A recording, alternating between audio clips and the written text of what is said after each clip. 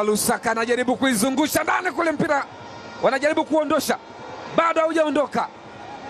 Libase Gea anamtafuta Anton Mligo, mwamba wa Lusaka kama anapiga na finya. Mwamuzi anasemaje? Ni mkwaju wa penalti. Referee Dickens Nyagro kutoka Kenya anafunika mkwaju wa penalti. Captain Beka Bakari Mwamnyeto anamfuata Dickens kwamba how is this a penalty?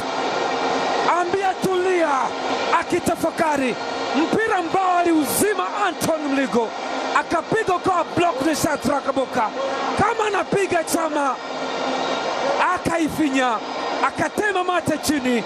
Look at this angle. Edmund John akaenda kumcontact kwenye mguu. Dickens akasema ni mkwaju wa penalty. Yeye ndo yupo kwenye kibarua kizito. Gozi la ng'ombe anapewa Selemani Mwalimu. Selemani Mwalimu, Sele Gomez mzuri kwa mkwaju wa penalty. Acha tuone hii nafasi. Selemani! Ni Sele Gomez! Yanga wametii finali. Selemani Mwalimu Gomez amempoteza Djigui Diarra.